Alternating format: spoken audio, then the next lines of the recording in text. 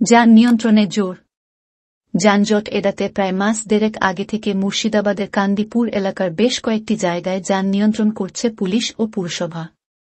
পুরপ্রধান জয়দেব ঘটক বলেন, সাধারণ পথচারীদের যাতায়াত করতে ও রোগী নিয়ে যাতায়াত করতে সমস্যা হচ্ছিল। সেই দিকে নজর দিয়ে পুরসভা এলাকায় যানজট মুক্ত করার চেষ্টা শুরু হয়েছে।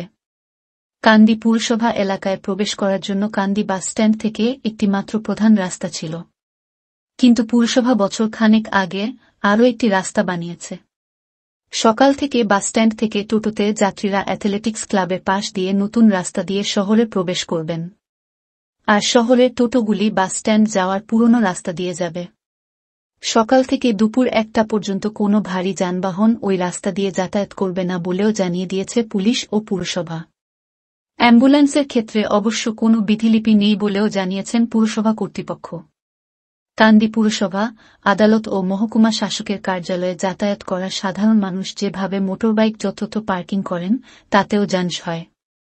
ওই 3টি দফতর একই এলাকায় হওয়ার কারণে কান্দি অডিটোরিয়ামের সামনে পার্কিংয়ের ব্যবস্থা করেছে পুরসভা। বাজারের মধ্যে টোটো নিয়ে যেমন তেমনভাবে যাতায়াতের উপরে নিষেধাজ্ঞা জারি করার সঙ্গে পুর এলাকার টোটোগুলিতে নম্বর দিচ্ছে পুরসভা। কান্দি বাজারের মধ্যে একটি পার্কিংয়ের ব্যবস্থা করছে পুরসভা। পুরসভার নিজস্ব গ্রিন পুলিশ ও সিভিক ভলান্টিয়ার পুরসভা এলাকা জুড়ে নজরদারি করছে।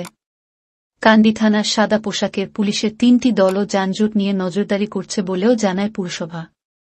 ব্যবসায়ী সমিতির সদস্য রূপচাঁদ ধর বলেন, কান্দি পুরনো শহর। এখন এত বেশি মোটরবাইক হয়েছে যে সেগুলি রাস্তা উপর রাখতে বাধ্য হচ্ছেন ক্রেতারা, কারণ পার্কিংয়ের ব্যবস্থা নেই। পুরসভা উদ্যোগী হলে ব্যবসায়ীদের ভালো হবে। পুরপ্রধান জয়দেব বলেন, কান্দিতে প্রাথমিকভাবে 2টি পার্কিং স্পট করা হয়েছে, ভবিষ্যতে আরও কয়েকটি পার্কিং স্পট করার ভাবনাচিন্তার মধ্যে আছে।